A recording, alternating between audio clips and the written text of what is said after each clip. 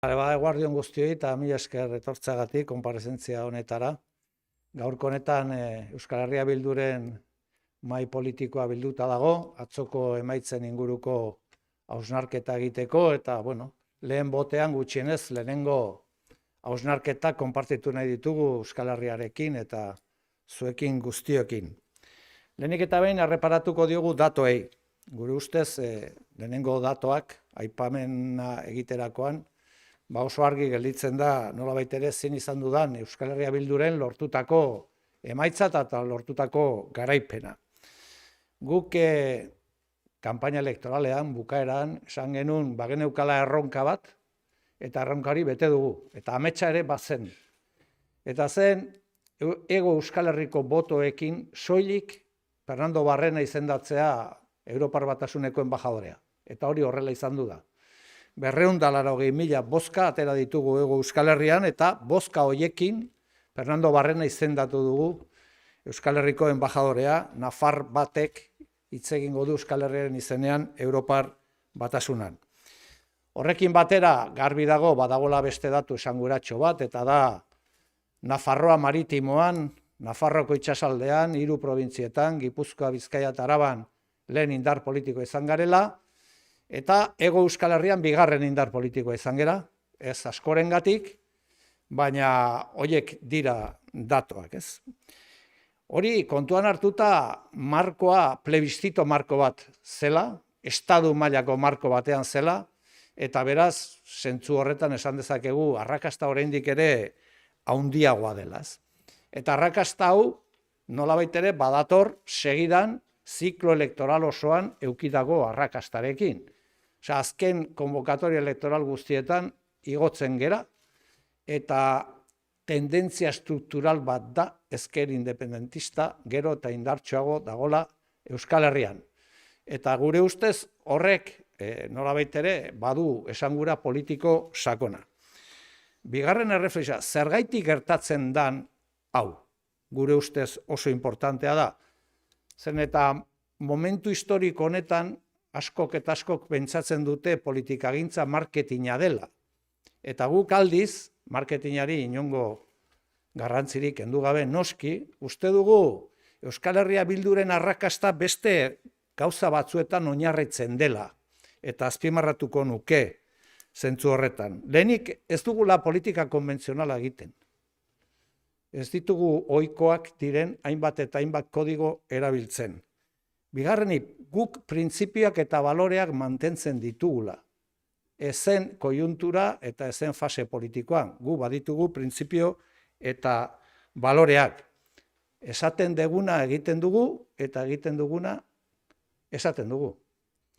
Guk zarata gutxi eta lan asko egiten dugu. Zintzotasuna, konpromisoa, militantzia, horiek dira gure sekretuak. Gure artean batasuna zabaltasunean. Hori da gure sekretoa. Eta zentzu horretan uste dugu balore horietan oinarrituta dela ezker independentistaren hazkundea Euskal Herri osoan. Eta uste dugu hori ere komeni dela mantentzea. Segurazki gaur balorazioetan printzipioei buruz inork ez du hitz egingo, guk hitz egin nahi dugu. Uste dugulako guretzat gure sekretua hor dagola. Militantzian, gure printzipioetan eta funtsean printzipio orokor batean, lehenengo aberria eta gero alderdia. Eta uste dugu horrek nolabait ere saria jasotzen dula Euskal Herritarren partetik. Hirugarren erreflexioa Europari begira egiten dugu. Oso kritikoak izan gera kanpaina osoan Europari buruz. Uste dugu egungo Europak ez duela irismen estrategikorik. Europa bat autonomia militarri gabe, autonomia politiko gari gabe, gero eta pixu gutxiago duena kontzertu internazionalean, gero eta pixu gutxiago duena demografikoki, bere printzipio eta oinarriak zapuzten ari den Europa bat, eskuin muturrari printzipioak eta baloreak eta markoak erosten dion Europa batek ez du gure ustez irismen estrategikorik. Kanpaina osoan ebili gera esaten, eta ja badira urte batzuk esaten ari garela, oso kezkagarria dela. Ez bakarrik ultraeskuindarren indarra, berriz ere agerian gertatu dena, baizik eta politikagintza europear konbentzionalean ultraeskuinei erosten zaiela markoak, ideiak eta printzipioak. Eta orain ikusten dugu oso kezkagarria den igoera baten aurrean gaudela, gainera noiz eta fase historiko batean nun gainera elite batzuk eskalada militarrean daude, Europan bertan. Eta horrek kezkatu egiten gaitu. Eta zentzu horretan berriz ere mahai gainean jarri nahi dugu nolabait ere datu hori. Zorionez Euskal Herriak beste erabatetara pentsatzen du, zorionez Euskal Herriak beste erabatetara bozkatzen du, eta zorionez Euskal Herria berriz ere frogatu du, berriz ere gure soziologia elektorala oso ezberdina dela. Hemen ez dute halakorik egiten. Espainiar estatuari dagokionez bakarrik aipamen bat. Uste dut, aipagarria dena, ez? PSOEren ezkerrera lehen indar politikoa ezkerretik, ahora republikaz da. Horrek uste dugu zerbait ere esan nahi duela, ez? Datu bezala apuntatzeko. Bukatzeko eskerrak eman nahi dizkiet, botoa eman diguten guztiei, parte hartu duten guztiei, Euskal Herritarrei, eskerrak bereziki eman nahi diet Espainiar Estatuan botoa eman digutenei. Gure ustez ez da erretza Espainiar Estatuan EH Bildu sustengatzea eta milaka pertsone sustengatu gaituzte, Madrilen, Andaluzian, Gaztelan, eta bar, eta zentzu horretan aipagarria da. Zoriondu nahi ditut ere, ahora republikaseko alderdi guztiek, emaitza ona eduki dugu, 3 diputatu mantendu egiten dugu, bereziki emaitza oso onak eduki ditu Benegak, eta eskerrak ez hain onak, baina autonomikoekin konparatuta igo egin da, ez? Orduan hori da egiten dugun balorazioa, oso pozik gaude, oso konten gaude, eta lanean jarraitzen dugu. Hau ez dalako bukatzen, eta nolabait ere, buk, printzipio eta oinarri horiekin eta horien pean jarraituko dugu lanean, konpromiso militantean, Euskal Herria nolabait ere eraikitzen. Decía, lo más brevemente posible. Bueno, hoy se ha reunido la mesa política de Euskal Herria Bildu para valorar con un poquito más de sosiego, no mucho más, los resultados electorales de ayer a la noche. Y en principio, y en primer lugar, hemos puesto encima los datos. Nosotros y nosotras en la última fase de la campaña electoral dijimos que teníamos un sueño y que teníamos un reto. Y el reto era que Pernando Barrena fuera nombrado embajador en la Unión Europea, el embajador de Euskal Herria en la Unión Europea, un navarro que hablara en nombre del conjunto de Euskal Herria, solo con los votos que obtendríamos en Navarra, Guipúzcoa, Vizcaya y Araba. Y esto ha sido así. Con los 280.000 votos obtenidos en estos 4 territorios, Pernando ha obtenido el acta de eurodiputado y, por lo tanto, este es el primer gran reto que hemos superado. En segundo lugar, un aspecto también que es reseñable en lo que nosotros denominamos la Navarra Marítima, otros la Comunidad Autónoma del País Vasco, otros Euskadi, el País Vasco, hemos sido la primera fuerza política, la fuerza más votada. Y, por lo tanto, creo que esto es también un dato político digno de reseñar. En el conjunto del sur del país hemos sido por poco la segunda fuerza política y, por lo tanto, este también es un dato que queremos señalar. Todo esto en el marco de un plebiscito que se ha hecho fundamentado en un marco de carácter estatal entre las 2 grandes fuerzas políticas del Estado. Y, por lo tanto, creemos que es todavía más reseñable el nivel de aceptación popular que ha obtenido ahora Repúblicas, y en este caso Euskal Herria Bildu, en un marco que no era el más favorable para nuestras tesis. Pero en cualquier caso, repito, solo con los votos de los 4 territorios, Pernando Barrena ya era eurodiputado en Europa. Por lo tanto, esta última cita electoral, bueno, es un poco el resumen de lo que ha sido todo un ciclo electoral y político muy exitoso para Euskal Herria Bildu, absolutamente exitoso. Hemos subido en todas las elecciones sin excepción y hemos subido mucho, de manera exponencial. Por lo tanto, eso habla de la fortaleza de nuestro proyecto político, del enraizamiento de nuestro proyecto político y del soporte popular que tiene el independentismo de izquierdas en nuestro país. Ahora vamos a tratar de hacer o responder a una pregunta. ¿Por qué se da el éxito de Euskal Herria Bildu a lo largo y ancho de todas estas convocatorias electorales y a lo largo y ancho de todos estos últimos años? Este es un ejercicio que no suelen hacer en la política convencional. Nosotros, sin desdeñar, por supuesto, las políticas de comunicación política, de marketing, etcétera, que creemos que son importantes y las ponemos en valor, creemos que el éxito de Euskal Herria Bildu está en otro lado, está en otro sitio. El éxito de Euskal Herria Bildu, desde nuestro punto de vista, es que Euskal Herria Bildu tiene principios y tiene valores. Y sobre esos principios y esos valores plantea un proyecto político para el país. En Euskal Herria Bildu se dice lo que se hace y se hace lo que se dice. En Euskal Herria Bildu se saca poco ruido y se trabaja mucho. En Euskal Herria Bildu hay honestidad, 0 casos de corrupción, hay compromisos, hay militantes, hay gente que ama el país. Y por lo tanto yo le diría a la gente, a nuestra gente, que el secreto del éxito de Euskal Herria Bildu no es hacer bien o mal una campaña electoral. El secreto de Euskal Herria Bildu es militancia, militancia, militancia y un principio por encima de todo el resto. Primero el país, primero el pueblo vasco y después los partidos políticos. Y esta es la clave del éxito desde nuestro punto de vista de Euskal Herria Bildu. Ahí es donde hay que encontrar la capacidad de Euskal Herria Bildu de tener contradicciones y saberlas gestionar, de mantener la unidad, de mantener programas de mínimos, de construir frentes amplios, de poner por encima de todo los intereses de la gente, por hacer lecturas electorales más allá de las siglas.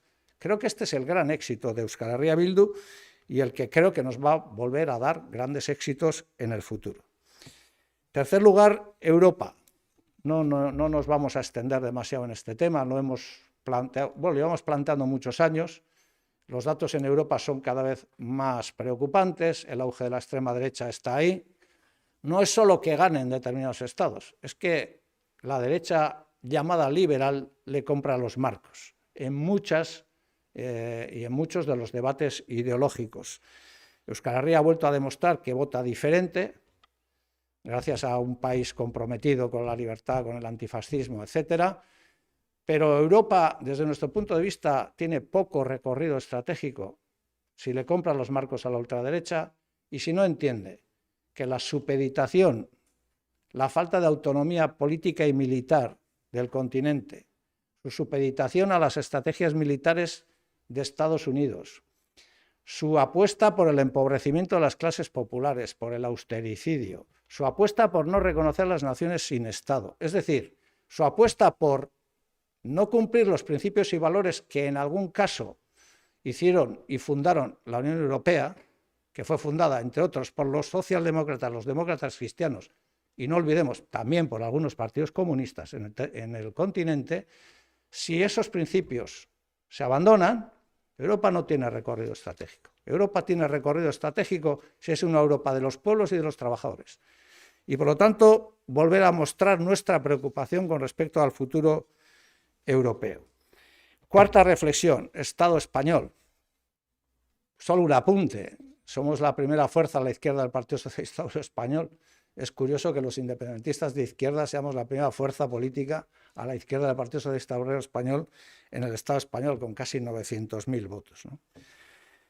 Y termino y concluyo. Quiero agradecer enormemente a toda la gente que ha depositado su confianza en Euskal Herria Bildu y en Ahora Repúblicas. Quiero agradecerle enormemente y sobre todo a la gente que en el Estado español ha depositado su papeleta a favor de Euskal Herria Bildu y de Ahora Repúblicas, en Madrid, en Andalucía y en otras regiones y nacionalidades del Estado, porque me parece que eso no era fácil y me parece que eso tiene un valor inmenso. Por eso, bueno, estamos contentas, estamos muy contentos, hemos vuelto a demostrar que la fortaleza del proyecto popular y el proyecto nacional de Euskal Herria Bildu ha quedado acreditada y ahora lo que vamos a hacer es seguir trabajando, porque estamos convencidas y convencidos que los retos que había ayer los sigue habiendo hoy y que la aportación de Euskal Herria Bildu va a ser decisiva en el futuro de este país. Mila esker. Eskerrik asko, Arnaldo. Galderen txanda irekiko dugu orain, norbaitek galdera ema badauka mikro utziko diogu. Si alguien tiene una pregunta, que pide el micro. Kaixo, egunon, Arnaldo. Pare bat galdera. Batetik, Ahora Repúblicas, orain Errepublika, koalizioaren barnean EH Bilduren emaitzak ikusita orain artean Benegarekin azken urtean trukatu egiten zenuten eurodiputatu, ez dakit hori aldatu ote den ikusita proportzioan EH Bilduk emaitza hobeak lortu dituela duela 5 urte baino. Bueno, Hori batetik. bai. Eta bigarrenik, ez dakit emaitza hauek indartu egiten ote zaituzten zuzeu esan zenuen EH Bilduren barne organoen berritzea eta behin ziklo amaituta hori etorriko den, horren buruzagitzan jarraitzeko. Bai, lehenengoa hitz egin beharreko gauza bada, baina egia da, hiru edukita, hitz egin beharko dugula hiru parteiden artean, baina egia da, bere garaian gure boktoekin ez geneukala eurodiputatu bat, orain badaukagu, ez? Orduan horrek aldatzen ditu gauzak. Baina ez dut horretan gehiegi sakonduko, porque ez naiz okupatzen gai horietaz, beti esaten dizuet, ez zaizkit gehiegi interesatzen ere, baina uste dut horretan akordio batetara helduko garela erretz. Bigarrena, ez dakit indartu egiten hauten, ni bere garaian autonomikoak izan zirenean 3 probintzietan, esan nun, Pello Txandiano zela ni baino hobeagoa lan hori egiteko, emaitzako daude, eta ni aurkeztuko nuela nere burua EH Bilduko koordinatzaile orokor bezala.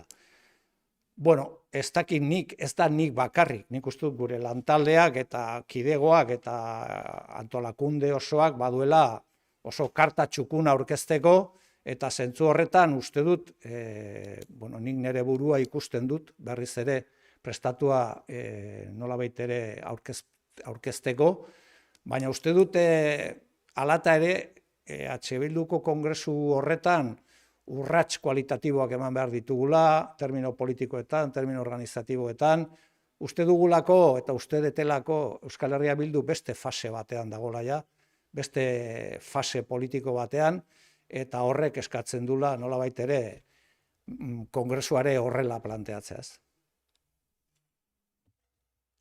Este galderarik. Sí, yo no sé si más fortalecido o no. Yo anuncié en su día que me iba a presentar a la Secretaría General de Euskal Herria Bildu en el Congreso, lo voy a hacer. Creo que no yo, pero sí el equipo y esta dirección tienen una carta de presentación muy, muy valiosa y muy exitosa de todo este ciclo electoral y político. En cualquier caso, también creo que este Congreso tiene que ser un Congreso donde esta formación y este movimiento de pasos cualitativos en muchas direcciones. Ya estamos jugando en otra fase política, ya hemos consolidado el cambio de ciclo político y, por lo tanto, quien va a hacer el Congreso es probablemente la fuerza que está llamada a coliderar, pero a liderar probablemente también, en muchos casos, las instituciones y los gobiernos de este país en el futuro. Y, por lo tanto, creo que eso nos exige un nivel de exigencia, dicho valga la redundancia, mayor. Y creo que ese Congreso va a ser un acontecimiento político que va a, digamos, a alumbrar en la escena política del país un proyecto todavía más sólido, todavía más abierto, todavía más plural, con gentes nuevas que se incorporan, ese es mi deseo por lo menos, a las tareas de dirección. Creo que lo estamos haciendo muy bien y creo que en este Congreso también lo vamos a hacer muy bien.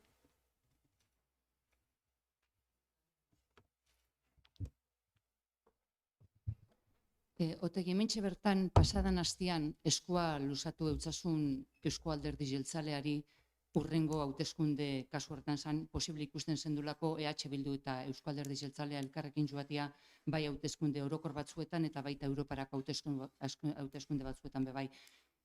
Ortuzar jaunak erantzutzun esanez, behin karrera, kanpaina hasita zegoala, eskaintza hori egiteko, amaitu dira, hauteskundea pasatu dira, hurrengorako preste egongo litzateke EH Bildu elkarrekin joateko? Bai, egia da, Ortuzar jaunak arrazoia zuela gauza batean, eta da, halako gauza kontestu elektoralen egitea, ez direla gauzari txukunenak, ez?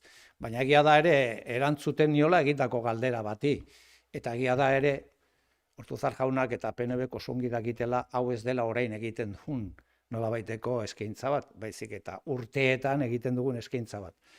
Ulertzeko filosofia oso filosofia erretza da. Gure ustez, gu herri txiki bagea, nazio txiki bagea. Eta badira hauteskunde marko batzuk, nun guretzat herri bezala jokatu beharko genuke. Eta uste dut emaitzak norbaitzuentzat ere erreflexiorako balio beharko luketela. Orduan, Espainiar estatuan egiten diren hauteskunde orokorretan, Europarretan, ze zentzu daka gure arteko lehia. Ez bakarrik PNV eta gure artean, bezik eta segurazki baita ere Euskal Herria nazio bezala ulertzen dutenekin eta erabakitzeko eskubidea defendatzen dutenekin. Guretzat ez du zentzu handirik. Adibide bat jarriko dut bakarrik. Ze zentzu daka PNV eta gu lehiatzea Hego Euskal Herrian, PNV Kanarioekin jutea, amnistiaren kontra bozkatu duten Kanarioekin jutea, eta ez egitea, herri zerrenda bat. Gu horretan jarraitzen dugu. Uste dugulako, lehenengo berria eta gero alderdia, eta uste dugulako badirela hauteskunde mota batzuk nun, printzipioz, guk herri bezala jokatzeko apustu egiten dugu. Uste dugu denentzat ona dela, baina gehien bat Euskal Herriarentzat. Vistos estos resultados, EH Bildu le propondría al PNV, como usted propuso la semana pasada, ir juntos en unas elecciones generales o las siguientes europeas. Sí, la verdad es que, bueno, el señor Ortúzar me contestó y en una parte tenía razón, en parte. Decía, bueno, estas cosas no se pueden plantear cuando está la campaña electoral lanzada, ¿no? Y en eso tiene razón. Lo que pasa es que yo respondía a una pregunta, no fue una reflexión que hice motu propio. Pero la reflexión que nosotras y nosotros hacemos es bastante simple. Los que creemos que Euskal Herria es una nación, los que creemos que Euskal Herria tiene derecho a decidir, que no solamente somos en principio el PNV, nosotros y Gero Abay, también hay sectores de la izquierda confederal que creen en esto, desde Izquierda Unida, Podemos, pasando por Sumar. Lo que decimos es, en estas elecciones de carácter estatal, ¿por qué no jugamos como pueblo? Porque tenemos, entre otras cosas, una ventaja, y es que se ponen las urnas en los 4 territorios del sur. Por encima de divisiones territoriales, por encima de divisiones administrativas, votamos en el conjunto del sur del país. Si votamos en el conjunto del sur del país, ¿por qué no somos capaces de hacer un gran frente amplio con un programa de mínimos? Y plantear eso también como un plebiscito. Es decir, vamos a ver quién gana aquí en este tipo de elecciones. Plebiscito no me estoy refiriendo a un plebiscito de autodeterminación que nadie se me asuste. Lo que estamos planteando es, ¿por qué no hacemos esto? O sea, ¿qué sentido tiene que el PNV vaya con Coalición Canaria y crea que nosotros somos el enemigo a batir aquí? Eso no tiene ningún sentido. Y por eso nuestra oferta sigue en pie. Para nosotros este es un pueblo pequeño, una nación con grandes riesgos, una nación pequeña que en determinados espacios electorales y en determinadas competencias electorales tiene que jugar como país y como pueblo, eta guk, y nosotros tenemos la mano extendida para eso. Beste galderarik? Beste galderarik ez badago amaitutzat emango du agerraldia. Eskerrik asko denoi. Vale, mi esker.